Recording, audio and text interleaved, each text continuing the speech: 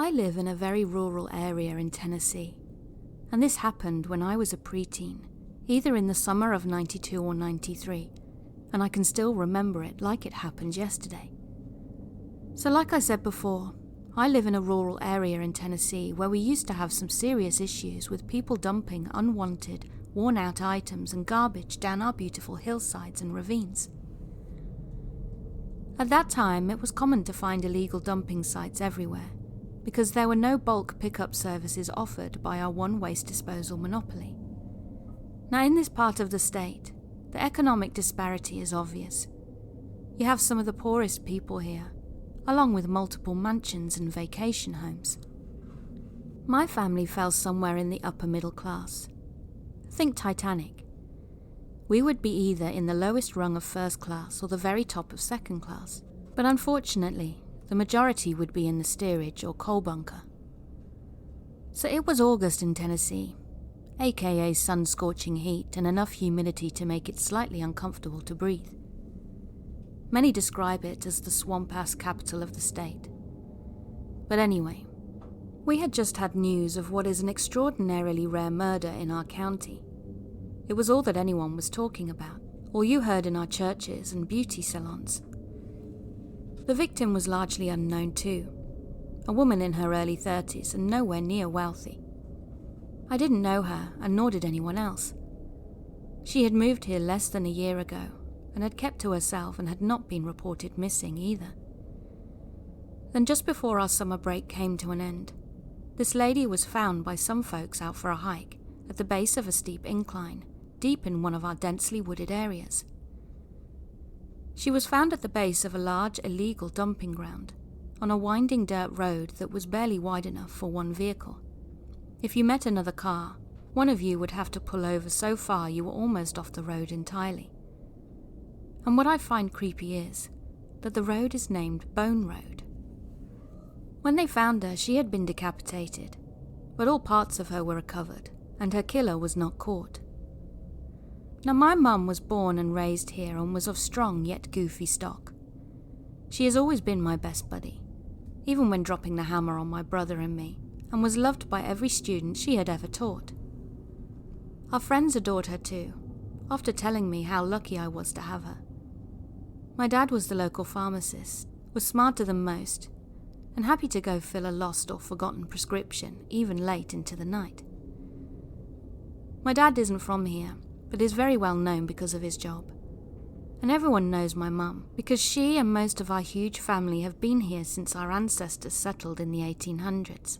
The rest of her family lived in central Tennessee. On that day in August, we'd been at a family reunion picnic at the beautiful natural lake we lived near, and it was now just my mum and I on the ride home. Driving along, we decided we were Sherlock Holmes and Watson, and wanted to go see the crime scene. My dad was at work and my brother was with a friend, and being it was the 90s, there was no GPS, Alexa, Siri, or Google Earth, not even MapQuest. My dad was on our school board and he had been given a highly detailed map of our entire county, and since neither of us knew how to reach Bone Road, it was agreed that the map would be our guide. So we went home, grabbed the map and set out like we were Magellan. We eventually found the place, headed to the spot, and being the ignorant rubberneckers we were, we had just planned to drive past this stupid dump site. But I can't explain how creepy the place was. A murder dump in the middle of BFE, on a road that started with blacktop, transitioned to gravel, and then good old dirt.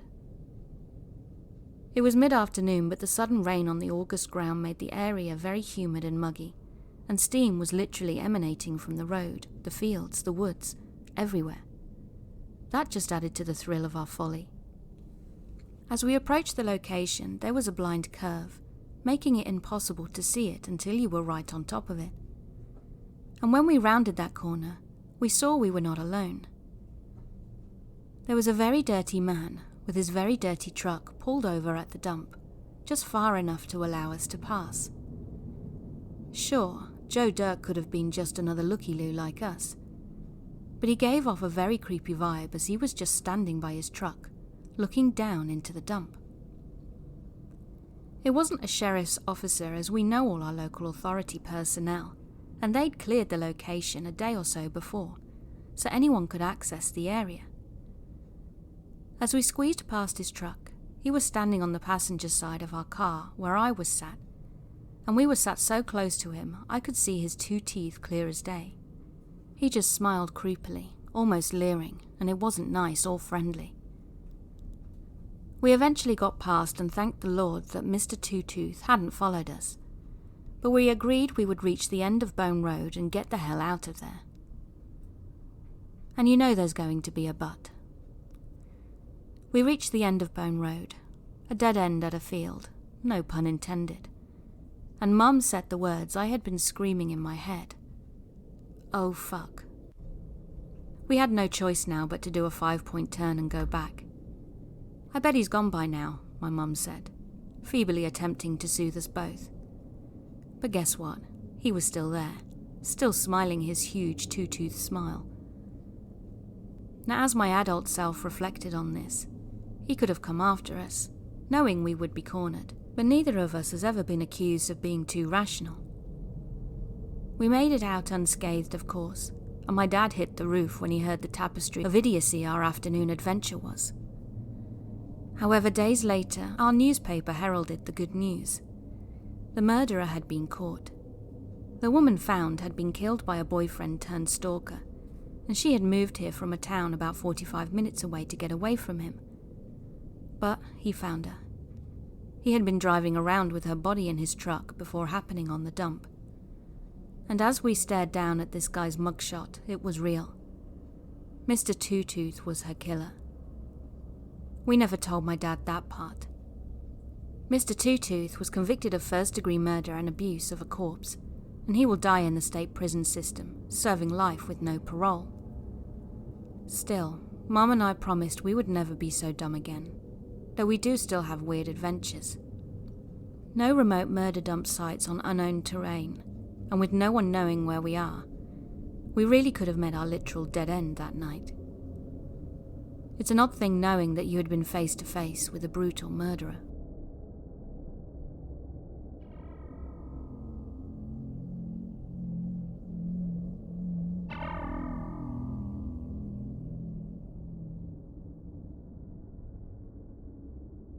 When I was 10 years old, I went to the park with a friend, as at the time there was an event on there. I'm not sure what to call it exactly, but it was the kind of event where there were animals you could pet, cotton candy, exhibitions, and stalls you could buy things from. I bought a small plastic toy sword at one of the stalls. Then my friend and I went off away from the event into the playground section of the park, where we were playing around with my toy sword. Just then we were approached by a group of teenagers a few years older than us. They were nice at first, and I can't remember exactly what was said, but they then led us over to an area that had a wooden picket fence. We weren't scared as they'd been so friendly to begin with. That was until they grabbed us suddenly out of nowhere. I think there were 3 or 4 of them in total, and one of them was holding each of us, and the other 2 were just standing back laughing, positioning themselves so no one could see us or what was happening.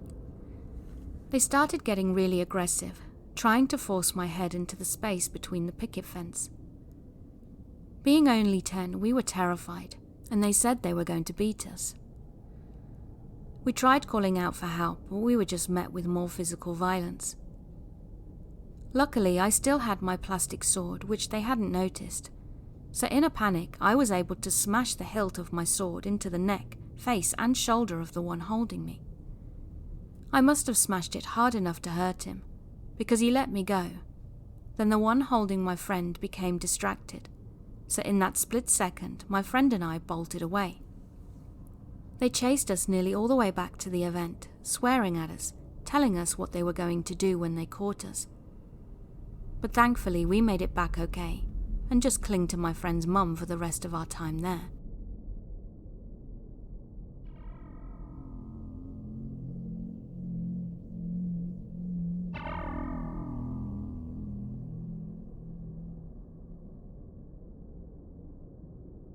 I'm a Native American Indian, so I have strong beliefs in the Creator and our medicine, which unfortunately can also be used for ill intentions. When I was young, my Nokum, who is my grandmother, had told me a story about how our family had had bad medicine thrown on us, cursing the males in our family. I didn't think back on this until more recent events, but in retrospect, the males in my bloodline have either taken their own lives, gotten murdered, or have had extreme health problems. For example, my dad was killed when I was 11, my uncle when I was 23, and my Mossum, who is my grandpa, when I was about 20.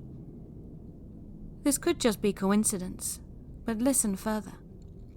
I have only one uncle left out in our family, and he has kidney failure. When my grandma was helping him move, she found a bag of black stuff on top of the fridge hidden in the back, which she immediately disposed of, and my uncle has been taunted quite a bit. I personally have had a lot of experiences, but I'd like to share the following particular incidents. Now, I live in the top suite of an apartment, so this was unusual, but my partner and I were in bed when we heard our screen door slam shut. I was so sure someone was in our apartment that I went to the kitchen and grabbed a knife, but nobody was there. Shortly after that, I woke up from a dream and had this big long scratch on the side of my body that was deep and a bit bloody, so I smudged it with my medicine, which is sage, cedar and sweetgrass, and I felt better. It was all very strange. Fast forward a month or so when my partner and I were in our living room, and we heard this loud grunt by the screen door. She literally jumped up, and we were like, what the hell was that? Then about 2 nights after we'd heard that, she got a pounding headache. So bad I called the emergency services and an ambulance came out. However, the EMTs gave me a weird vibe as soon as they stepped in our home. He had no hair and his eyes were like headlights. Then they proceeded to ask my partner questions like, has anything been off lately? And what's really going on? What the hell was wrong with this guy? His vibe really creeped us out, and I wanted to just tell him to leave. But I knew she wasn't feeling good, so I was hoping to get some sort of help. He eventually left though, and just before he did, he said, I'm from the motherland. He was referring to Britain. It was so bizarre. The whole conversation left us feeling very uneasy, and the next night my partner was hospitalized because of the pain. But we were able to check her out of hospital after a few hours as the tests came back clear. Side note, bad medicine can also affect your physical health and mental health. It comes in different forms. The very next night, when we were laying in bed and my partner told me she was feeling weird, like something was there, I reassured her everything was okay, when she suddenly said, Babe, did my clothes or a blanket fall off the bed? What? No, I replied. But she asked me to please check. So I turned on the light and she started screaming and crying. She said she'd seen something black slide off our bed. Holy shit. I got shivers up my spine, so ran to get our medicine and start smudging and praying. I smudged our whole house, and after that things calmed down and there was no more disturbance for the rest of the night. It's been a little while now since anything has bothered us, but this is the first time sharing and piecing things together. I'm going to be seeing a traditional healer next week to have her cleanse us on our journey, and I have a scar from the scratch I woke up with.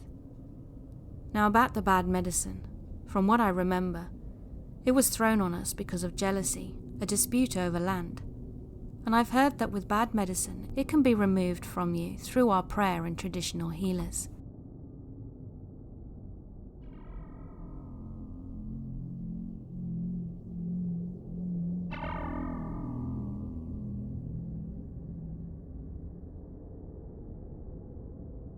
So a bit of backstory. I'm a 17-year-old male, but I really don't look my age at all. I've been compared to 28-year-olds, sadly. And one day, my friends and I were bored, so we went to Farrockaway Beach in New York. It was almost nighttime, so it was just getting dark. so we decided we should return around 3 or 4 a.m. another day so we could see the sunrise and enjoy the somewhat cool morning air next to the water. One night, I decided to do an all-nighter because I just started talking to this girl, but I needed to leave around 3 a.m. to get to the beach early enough to see the sunrise. However, before I left my house, I'd already felt some sort of bad presence. Something felt like it was going to go wrong. So skating through a park next to my house to get to the bus, I saw this man from afar, and he was walking right towards me, coming closer and closer, slowly, then eventually asked me to stop. My dumb self, wanting to be polite, did as he asked. I know, not a good idea at 3 a.m. He was speaking with an accent, but saying weird things I didn't understand. But what I did understand was his constant praise towards me for some weird reason, and his strange desire to want to massage me. Now, even though it's obviously weird, I live in New York, so it didn't really set off any alarm bells in my mind to think he was dangerous. The thing that messed me up slightly, though, was the fact that he kept slowly inching towards me, and once I was able to finally walk away, I felt his eyes on my back like daggers. I turned around out of fear, and lo and behold, he was walking backwards away from me, but keeping eye contact with the back of my head. Utterly terrified, I ran as fast as I could and skated down another hill to try and get as far away as possible. Sadly, it happened whilst I was on my phone call with the girl I was talking to earlier, so she heard this man trying to possibly kidnap me or molest me in the park.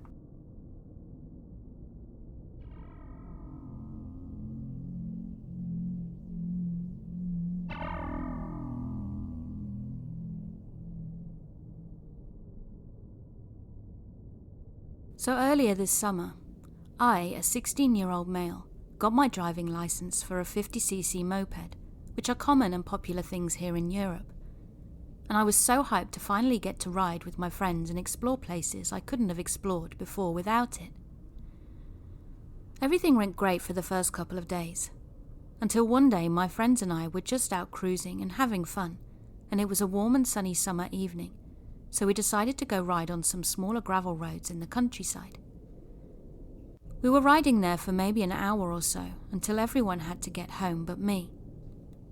It was probably around 1 to 2 a.m. at that point, but I still decided to stay out and just ride around and listen to some music on my headphones. I started riding towards this one small village surrounded by fields, and there were a lot of farms there, so I rode a bit slower than usual, so there wouldn't be any accidents with all the tractors and farm vehicles.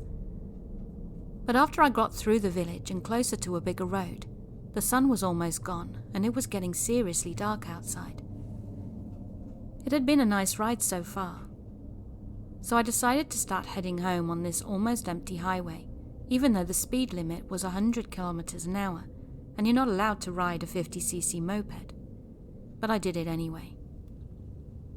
Home was almost 30 kilometers away from where I was at that point, and I was riding full speed so I could get home before my parents found out that I'd been out until 3 a.m. However, after riding for about 15 minutes, I noticed a car that had stopped on the side of the road, and it had its lights on. It got me a bit creeped out, to be honest, but I just pushed it out of my mind and kept going since I was almost halfway home. But after a few minutes, I noticed the car from earlier speeding up and following behind me. Since I have a moped though, it only goes 80 to 90 kilometers an hour, so the car caught up to me pretty quickly, then started to pass me, and when it got beside me, I looked in and saw a man covered in blood, and he was looking straight at me with crazy wide eyes. He was smiling at me, which absolutely terrified me, and he rode alongside me for probably a minute, but it felt like hours. He was just staring and looking at the road every once in a while. Then the man raised his other hand and waved me goodbye before putting his finger on his lips and shushing.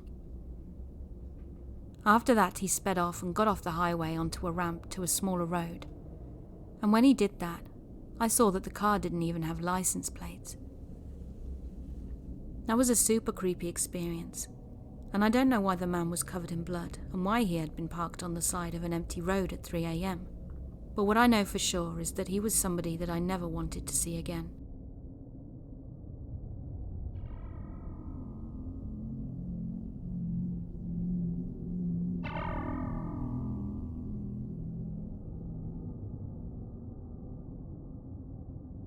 I've tried to type out my story numerous times, but always struggled to wade through the pieces, as they've gotten more and more jumbled and foggy with time.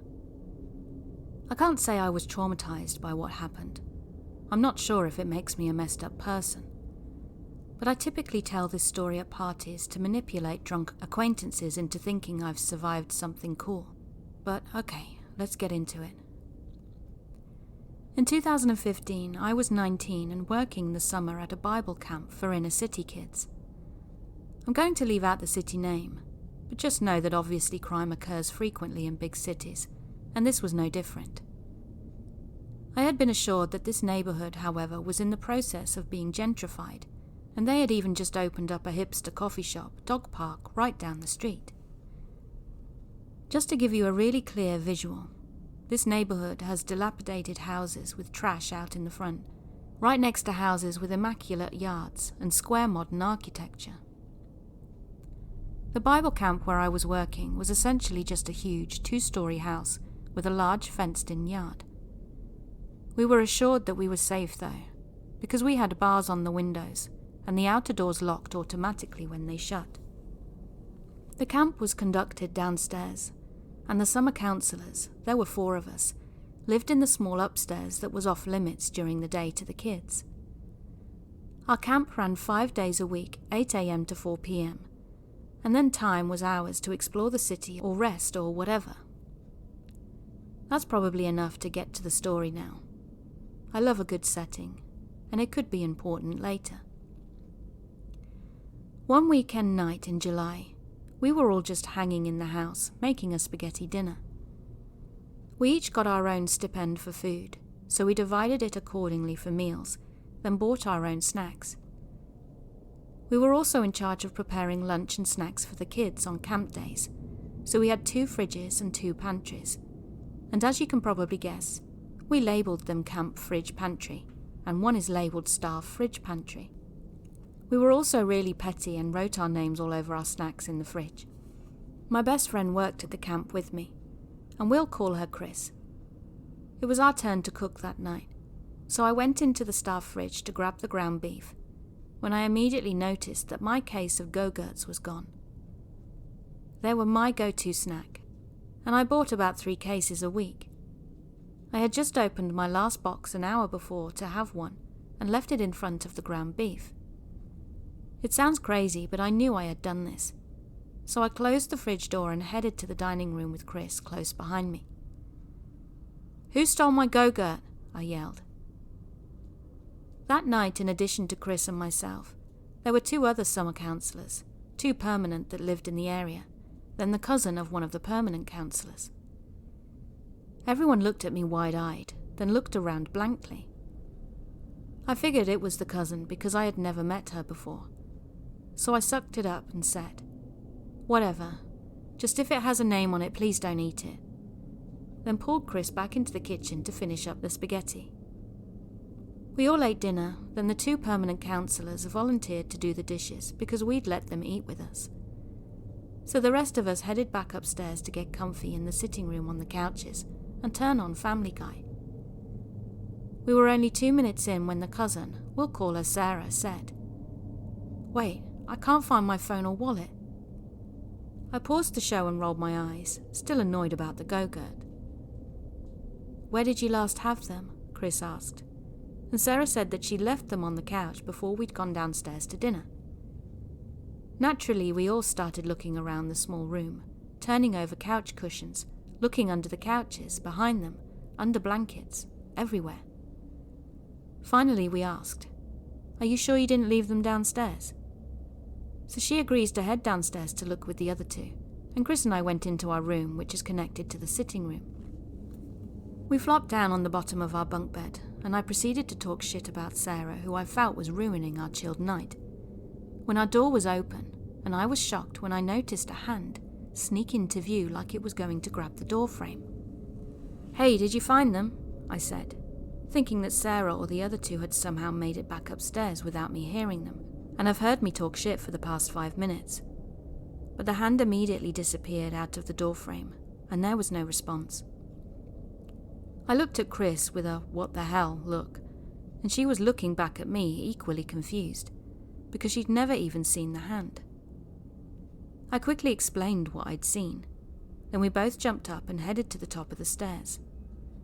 We yelled down for the others, and they yelled back that they hadn't found them yet. So by this point I was freaking out. Who the hell is up here with us? We started looking around upstairs in our bedroom, the other bedroom, and in the sitting room, but we found nothing and no one. We decided not to say anything yet because I might have sounded insane. Plus, how could someone have gotten downstairs so fast without us hearing them? When we got downstairs, Sarah was really upset and crying. Then her cousin says to us, "Come on guys, did someone take her stuff?" But Chris and I both know we didn't, so we said so. But Sarah screamed that obviously someone had taken her stuff, and we should just be honest and give it back. Things got heated then, so I finally decided to tell them about the hand I'd seen, because I felt like it would maybe reduce the tension between us. It did, but then everyone started panicking. We ran around the house like maniacs, looking in every closet or hiding place the kids use, and found nothing and no one. We ended up calling our camp director to come over, because the situation had just devolved into chaos. When he got there, we were all sitting huddled in the foyer, freaked out, and we explained what we could. He didn't seem convinced that someone was in the house, and threatened to call the cops if one of us didn't give Sarah her things. But none of us fessed up, so he called the cops and they came over, searched the property and took our statements. It seemed so dumb as we repeated our stories, but we didn't have much to go off except a feeling. They wrote a report for stolen property, and that made Sarah feel better at least. But with the house now secure, everyone left except us 4 summer counselors who lived there. We spent the night in the same room with the door barricaded, reassuring ourselves that we're being stupid and the phone and wallet would turn up somewhere random and we'll all laugh about it. Fast forward a few days once we'd relaxed a bit, and we still hadn't found Sarah's things like we'd expected. But nothing else weird had happened, and we've been occupied with the kids and the job in general anyway. The kids had all gone home by this point, and it was now just the 4 of us again at the house. We finished cleaning up the outside, locked the gate, and headed into the dining room. We were all hungry and wanted snacks, and when Chris got to the kitchen first, she said, "Someone left the kitchen door open again."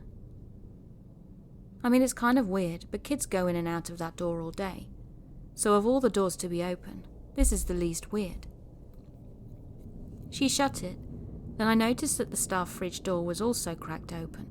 Then who knows what possessed me, but I said, "Oh no, y'all, he's back." We all laughed because we thought this was ridiculous. So Chris grabbed a broom, held it as a weapon and said, "Let's get him, girls." Then she began to throw open the pantry doors, screaming, "We know you're in here, show yourself." I was following behind her, laughing, but I started to inexplicably feel uneasy and nervous as she continued her charade into the next room, throwing open 2 more closet doors. She then moved into the front room and opened that closet door with another confident, "We know you're..." when she suddenly stopped mid-sentence and screamed so loudly, skin on my neck prickled. Then she threw the broom into the closet and sprinted out the front door, leaving it wide open. My heart was pounding so hard at this point, but I was thinking that she was messing with us, so I turned around and went the other way into the foyer and out the front door. I could see her booking it down the street towards the coffee shop, and I was like, okay, what is she doing? However, as soon as I turned back around to find the others, he was just there, an older man, looking really dirty and had hardly any teeth.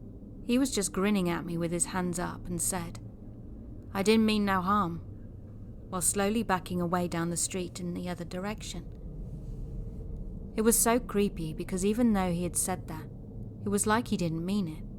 It was like his tone and the grin were mocking me. I was frozen for a second, then I sputtered out, "You can't just leave." And he just says again with that horrid grin, "I didn't mean no harm," then turned and ran. I fumbled in my pocket for my phone and dialed 911, then went to follow him, but as soon as I reached the edge of the house, he was gone. The next events are kind of a blur, and it sounds wild, but we really all thought we just freaked ourselves out. No way in hell did we actually think someone was in our house. The cops took our statements and reminded us that we needed to keep the doors shut at all times no matter what. Our director apologized profusely for not initially believing us, and my parents wanted me to come back home for the remainder of the summer. But I was like, what else could happen?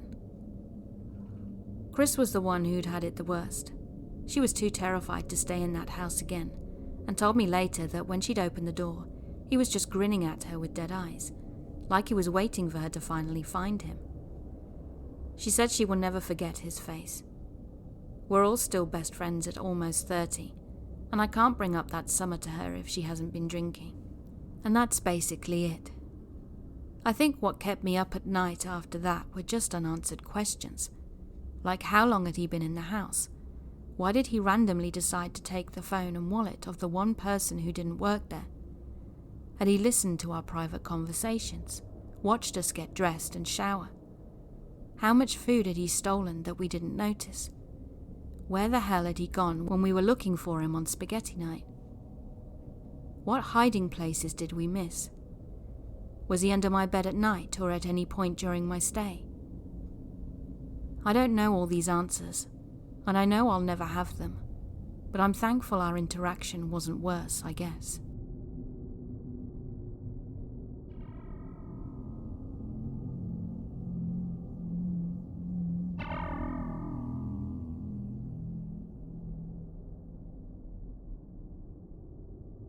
From age 13 to almost 15, I had a paper route where I delivered papers to people's doors 6 days a week.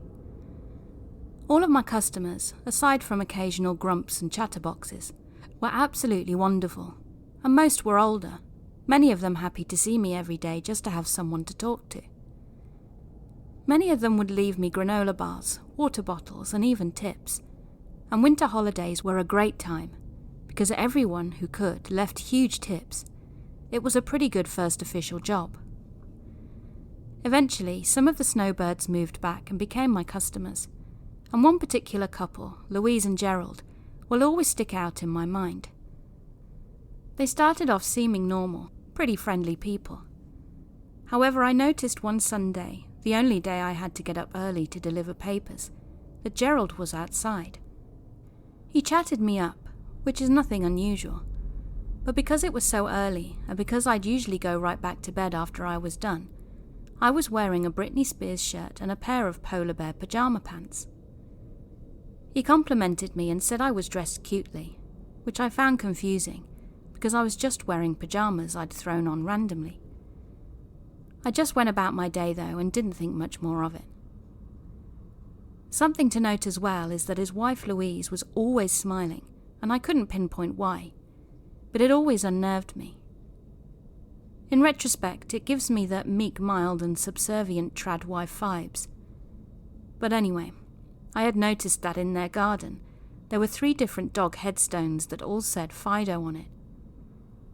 I was kind of confused as to why they all had the same name, but I figured that maybe multiple people had bought them, and they wanted to be polite, so they put them out anyway.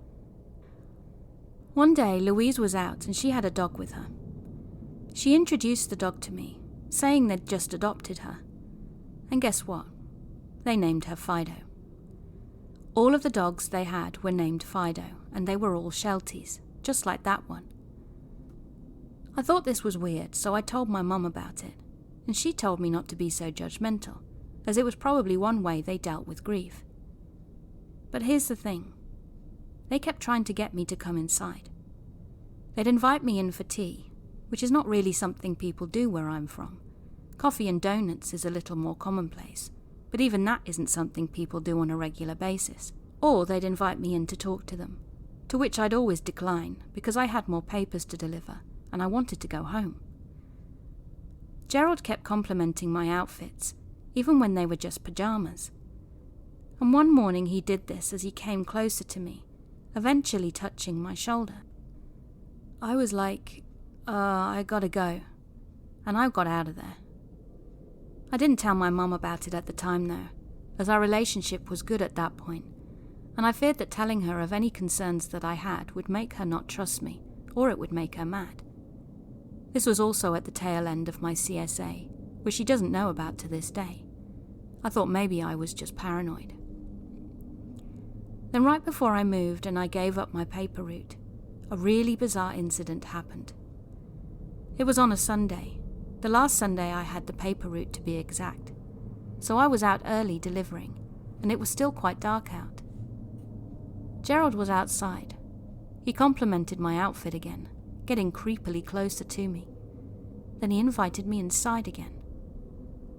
I said, I really don't think my mum would appreciate me being gone for longer than she expects me to. She's very strict. Which wasn't the whole truth, but you gotta do what you gotta do. And he seemed to get kind of annoyed by this and asked, wouldn't your mum just prefer that you respect your elders and not turn down an invitation? I felt the colour drain from my face and I noped it out of there so quickly as I muttered something about how I really had to hurry along because my dog was sick. I heard him say some compliments about how my hair was looking pretty. I have very wavy curly hair that gets very puffy and voluminous when I'm in the humidity, and he would bring it up a lot, saying that my hair reminded him of the 80s. I booked it as quickly as I could to the next house without running, and I didn't see Gerald after that. But I did see Louise, and she never stopped inviting me to come inside and play with Fido or have tea. I always declined and she seemed disappointed every time. So that's my weird paper route story. Maybe I'm paranoid, but Gerald and Louise had some funky vibes.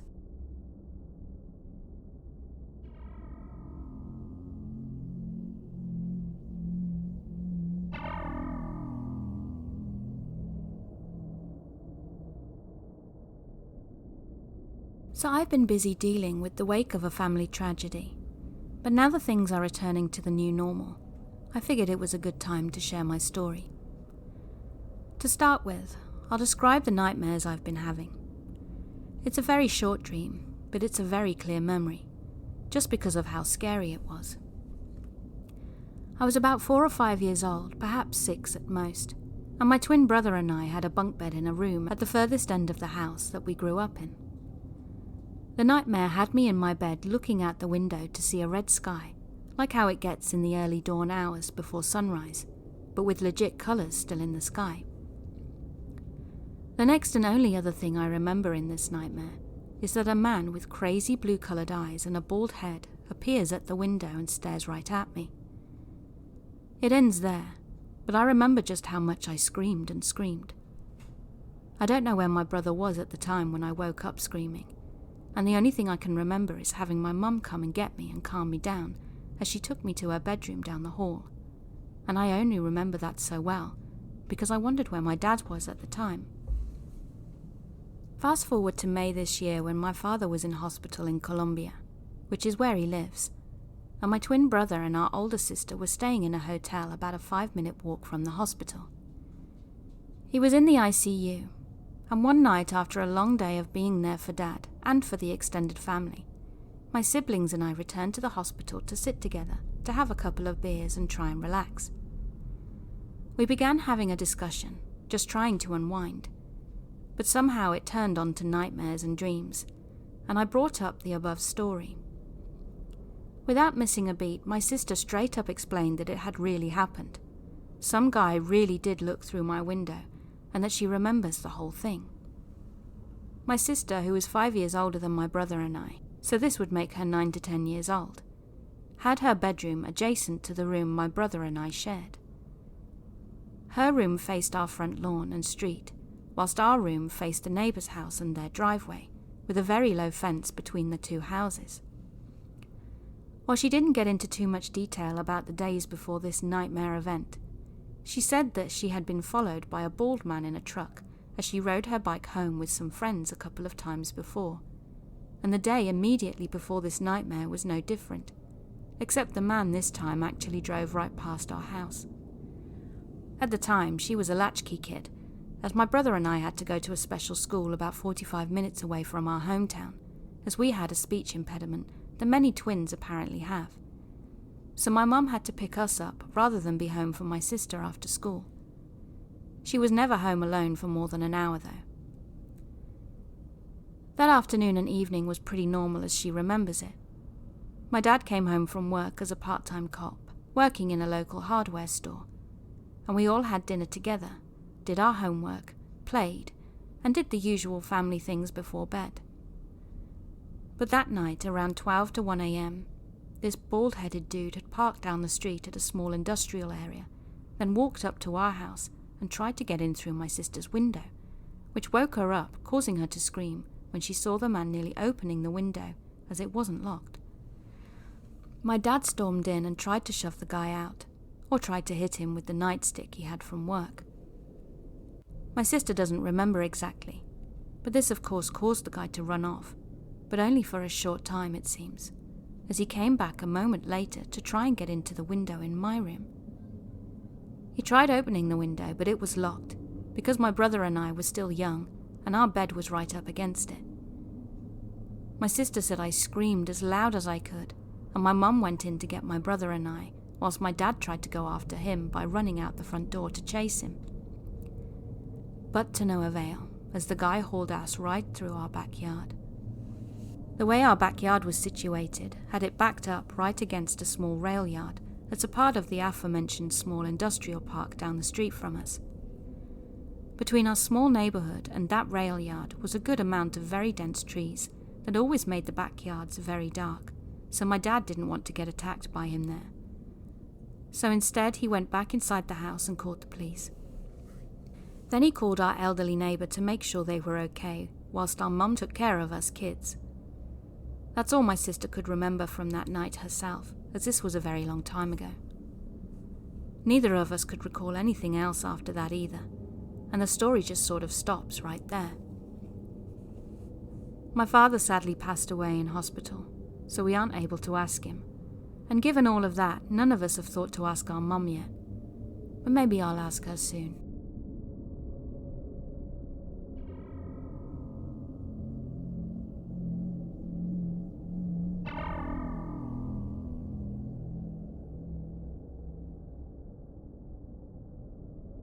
I'm 22 years old now, and we used to have a neighbour who was around 60 to 70 years old. He died a few years ago, but when he was still alive, he would cause so much trouble for us. He scratched our car, poisoned our apple trees and grass, blew up a firework near me to cause me to temporarily go deaf in one ear when I was 4, and all kinds of horrible things like that.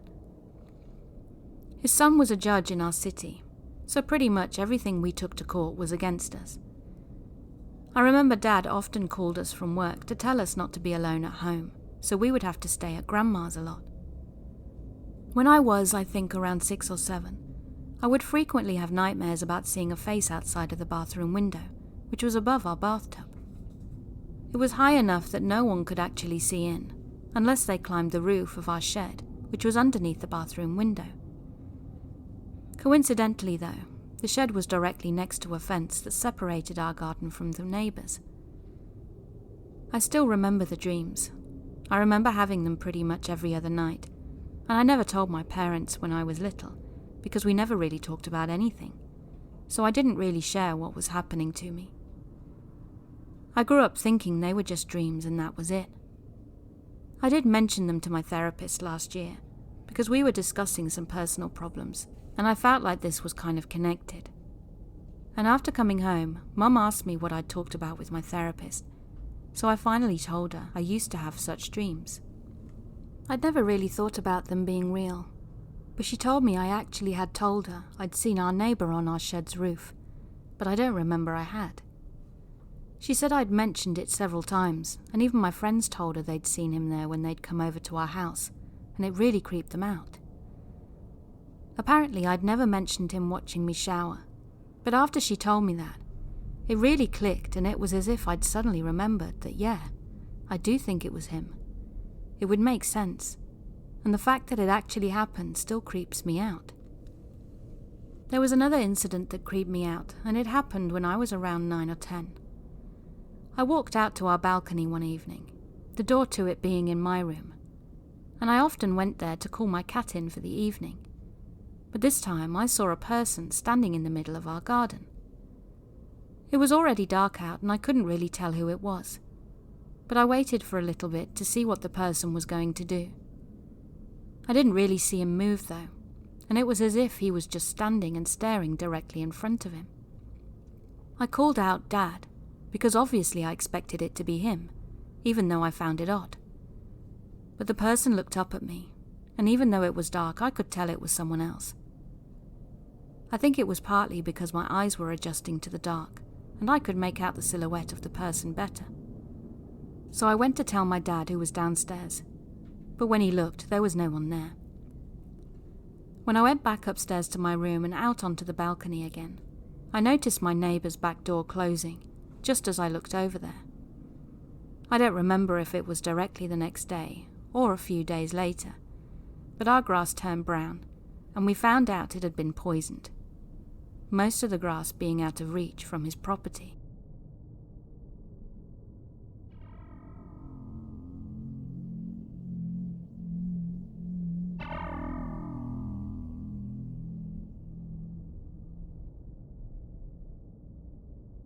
This is so bizarre, and it isn't even a memory I'd forgotten. It's just one that I'd basically turned into my own fun anecdote to make it less scary. 11 years later, however, it is incredibly terrifying, and I realise how lucky I was. For context, I was a fresh 21-year-old and had recently rediscovered a love of dance, so was beginning to enjoy going to concerts and festivals. I had attended my first festival at 20, and had the most amazing time volunteering and meeting people. It was a last-minute unexpected situation that first year, but after the amazing experience I'd had, I was hooked, and it's prudent to add that I was extremely naive and obviously new to that kind of scene. So the next year I had cut off the friends I'd gone to festivals with before, but still had friends of friends that went that I got along with really well and had good memories with. So even though I was going to my second year at the same festival, I was going solo, and just camping with friends of friends, which I suppose was part of the problem. I got going kind of late, so when I got there the lines to get in were extremely long. I'd packed diligently, but the service wasn't great and I was having a hard time contacting the semi-friends that I was camping with, so by the time I'd found them and had set up, it was already dark. It was a newer but pretty large festival, and I have a really bad sense of direction, so in the future I'd decided I was going to bring battery solar lights and obnoxious decorations because of this night. It was also in a different location that year, so unfamiliar with where I was set up, I messed it up. Now my ex-roommate Tom and his girlfriend Gina were the ones I was closest to, and Tom was bringing some special acid for me, as kind of an apology for not sticking up for me back when we lived together. We all went to the first show together, but all got really high so fast because I took too much and knew it pretty quickly, so I knew the night was going to go sideways. But by the time I'd realised, Tom and Gina had wandered off, leaving me completely alone. I tried to find my way to my tent, thinking I'd laid down for a bit and be okay, but I couldn't remember how to get to it or where it was. It was dark and I was starting to panic. I was wearing a crop top and jeans short in high desert at night time, so it was starting to get cold. So I wandered over to the disco area because it was the first thing I found. It had a legit disco ball and everything. So I was wandering around when I saw this woman in the most unusual clothing, think almost pioneer. So I went over to talk to her.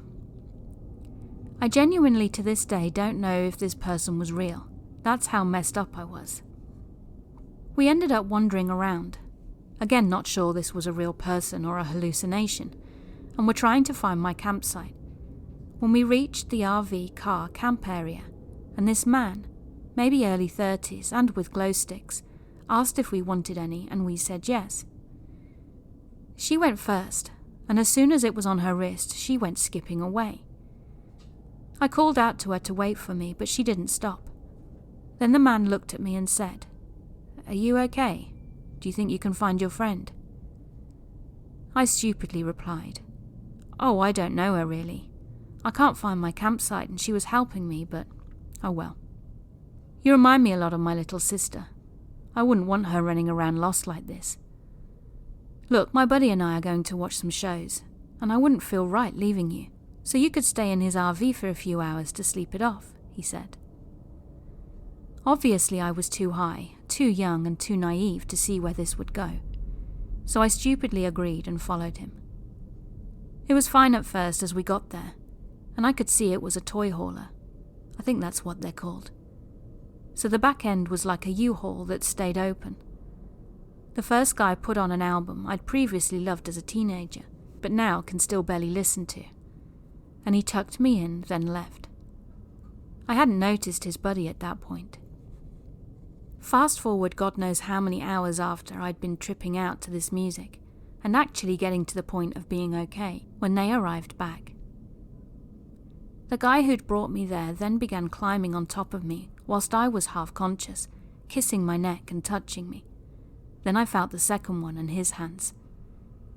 I was still so high and out of it, but immediately told them to stop as I wasn't in a place for that. They got angry, and the one who'd gotten me there was the most frightening. I saw his eyes change in that moment, and knew I was doomed if I couldn't get away. It didn't matter how high I was. I needed to get away from them. I don't even recall formulating a plan, just that the main guy said, "We helped you, now you owe us." I slammed my knee into his groin, forgetting he was on top of me at that point. Then I ran for my life into the very prickly bushes, not knowing where I was going, but desperately trying to get away. The second guy seemed a bit nervous about the whole thing and didn't do much except for touch me while the other one held me down with the weight of his body. But thankfully I met a couple of kind souls that calmed me down when I was completely freaking out, crying and covered in dirt and thorns, and they gave me a safer space to be. I didn't sleep that night as I could no longer trust the kind stranger, but I also couldn't find my camp, and it turned out it was only 10 yards away, as I discovered the next day.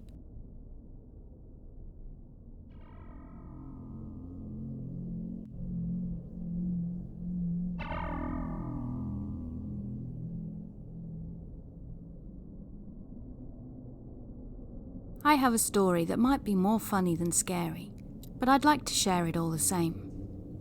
When I, a 34-year-old female, was 19-20 years old, I lived in the centre of Amsterdam, and I would often go to live concerts. Luckily from my house it was only a 15 to 20-minute walk to where several music venues were located. So one winter evening, once it was already dark, I was walking to one of these concerts when I heard a man's voice behind me say, "You have something on your back." I turned around to face him while simultaneously feeling my back for whatever was there, and it was a substance that smelt like cleaning detergent. It seemed like dish soap diluted with water, and I found it incredibly strange. The only logical explanation for how it got there that I could think of was that someone in the street had thrown soap suds out of the window and it had landed on me. But if that had happened, I would have noticed, surely. The guy, somewhere in his early to mid-20s, showed the same surprise as I did and asked if it was okay for him to wipe the substance off my jacket with a handkerchief for me. I said it was, and whilst he was cleaning my jacket, he asked me some general questions to make conversation. Name, age, study. But quickly he also asked where I lived and if he could have my number. I was feeling uncomfortable now and said I had to go because the concert was going to start at any moment. When I got home that evening, the substance had dried to look like snot. And sperm came to mind too, but I tried to get that thought out of my head right away. So I put the jacket in the washing machine and never thought about it again. In itself, this event wasn't that weird. Until a year later when exactly the same thing happened. Again, I was walking in the dark towards a concert on the same street, and again I heard someone shout that there was something on my jacket.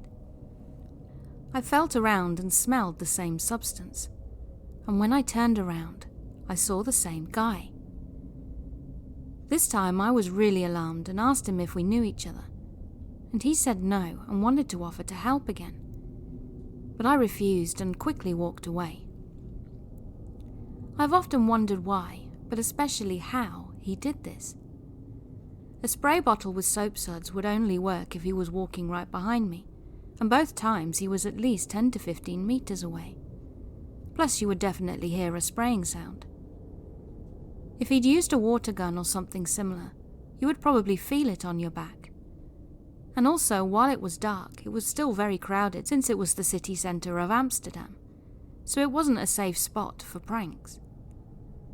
I also hope none of the other girls, of course there had to be others, gave their personal information to him, because he was obviously very weird.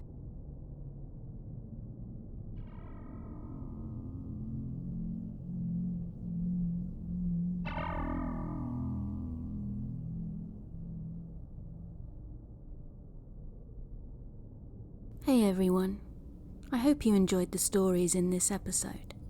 Please let me know what your views are, and hit that like and subscribe button. Until next time, keep being creepy.